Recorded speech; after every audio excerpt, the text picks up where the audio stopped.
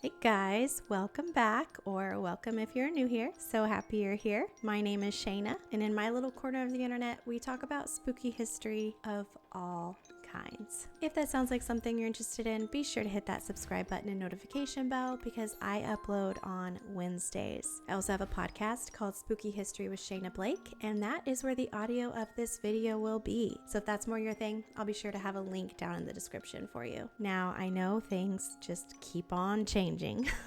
And I apologize. I ended up taking down my back wall thing because I'm gonna have my mom in my videos and it just wasn't big enough. Just get my plain old wall here. I hope the mic sounds a little better. I hope I got rid of the popping noise that was in one of my other videos. We'll see. We figure it out by trial and error, right?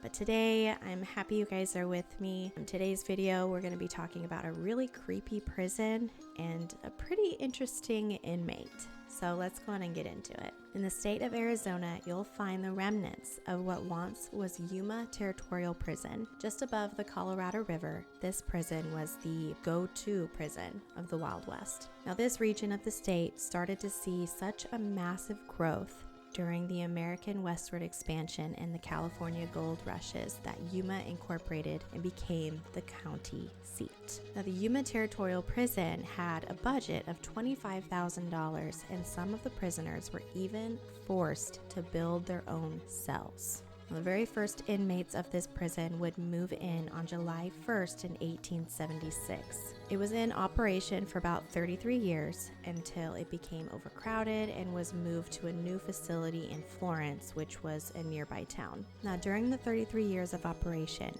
this prison would house 3,069 convicts, 29 of them being women. Their crimes ranging anywhere from polygamy, murder, to robbery, and even grand larceny. And life in Yuma was definitely not a luxury. There were tiny cells that would house up to 6 inmates in each cell, and they wouldn't even have a washbowl or toilet. Don't even want to know where they did their business. It's kind of gross. Now, with the prison being in the desert, the temps during the day would get up to 120 degrees in the summer months, which would probably be torture to them. And it was surrounded by river, quicksand, and desert. So people would say, and I quote, "It was impossible to endure, more impossible to escape."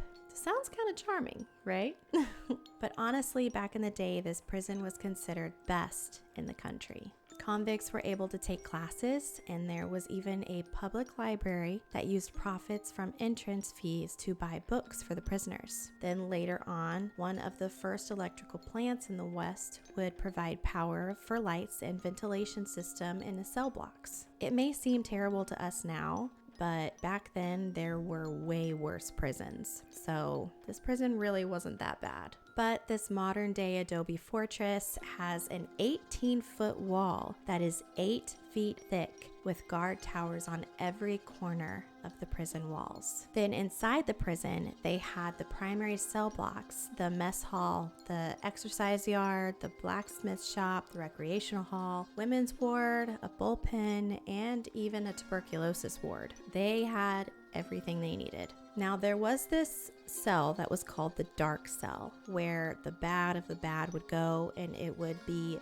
pitch black, and the prisoners would be chained to the floor, and there was a pipe coming from the ceiling that would ventilate up to the ground outside, and people were known to put snakes and scorpions down the holes to torture the inmates in the dark cells. So honestly, that sounds horrific. Then later, after the prison shut down, Yuma County and the townspeople would use it for many different things. The Yuma Union High School Board rented some of the structures from 1910 to 1914, thus creating the school's athletic mascot, which they were cleverly calling themselves the Criminals. I thought that was kind of funny. Then the county hospital used the structures until 1923. Then the Southern Pacific Railway Company demolished some of the prison for the railroad construction. Then after that, the structures were used by train riders, homeless families, and people who suffered during the Great Depression. But there was one specific inmate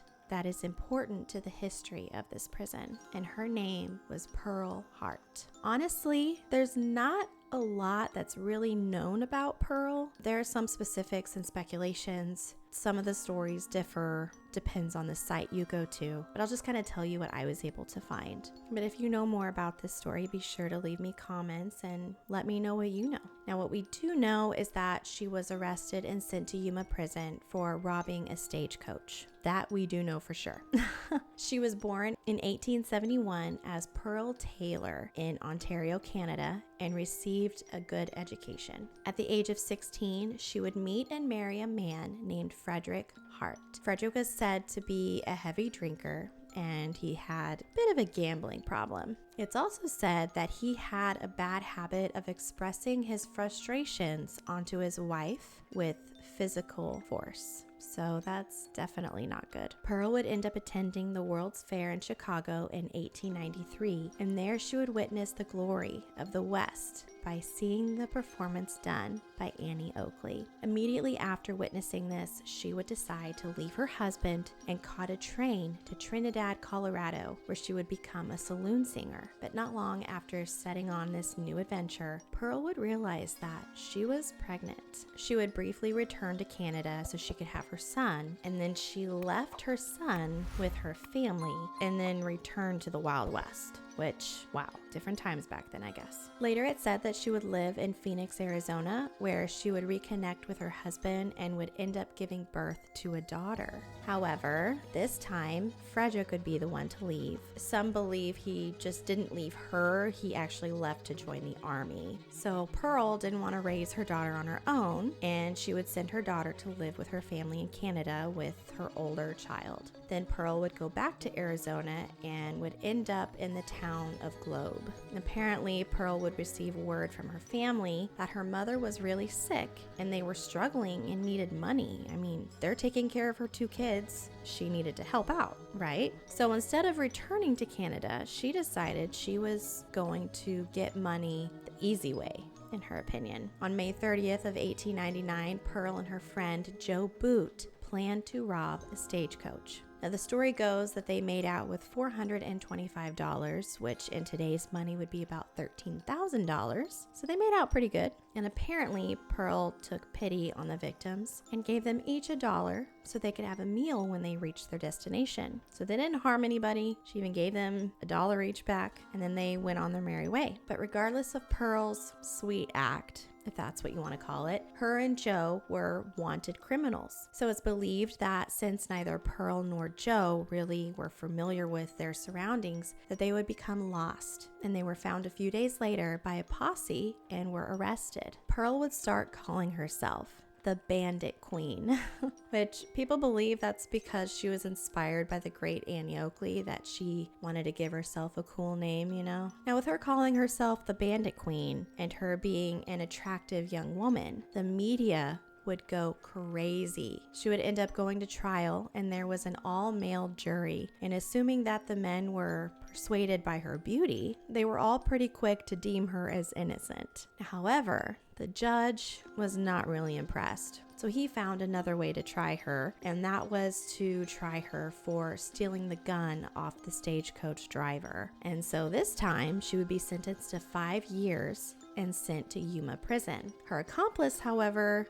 not get it off that easy. Joe was also tried, and he would be sentenced to 30 years. Poor guy. However, it said that he escaped and completely disappeared from history in 1901. Now, Pearl was one of the 29 women who stayed in the prison, but she did pretty well there. She was given an unusually large cell all to herself, and she had a yard which she could entertain writers and photographers who came to meet this Bandit Queen. Now, it's said that there were 2 different men who visited Pearl while Pearl was in prison. And by this, I mean visited her cell. You picking up what I'm putting down? Now, it's hard to tell, but I believe one of them was the warden and the other one was a Governor Alex Brody. Now, correct me if I'm wrong on that. It's hard to find the information, the correct information anyways, because this happened so long ago.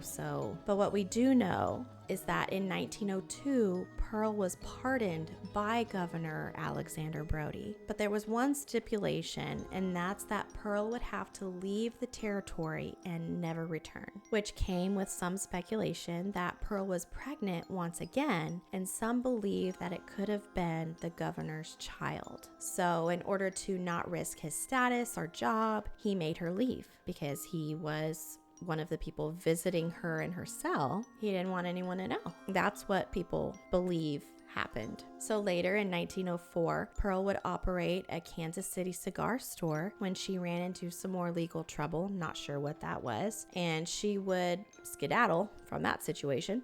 She was like, see ya. She would later come back to Arizona and would marry a man named Calvin Bywater and would end up passing away on December 30th, 1955 at the age of 84. So that's the story of Pearl that I was able to find. It seems like she had a pretty interesting life, but Yuma Prison is now a huge tourist attraction. People will come and listen to the history, and ghost hunters will go and do their ghost hunting, and it's supposedly a very haunted place. My family and I watched an episode on Ghost Brothers, and they're hilarious, by the way. They have some pretty good episodes on Discovery Plus. But anyways, they went to this prison and actually got a descendant of Pearl Hart to come to the prison. It was a pretty interesting episode. I can't complain. They caught some really interesting stuff, gotta tell you. So I definitely recommend going and watching that episode. That's gonna be it for me today, guys. I hope you all enjoyed this episode. If you did and are watching on YouTube, be sure to hit that subscribe notification bell. It really does help out my channel. Or if you're listening to the podcast, be sure to leave me a review if you can. Either way, I'm just happy you guys are here and enjoying my content. Hope you guys have a very blessed week, and I will talk to you all later. Bye.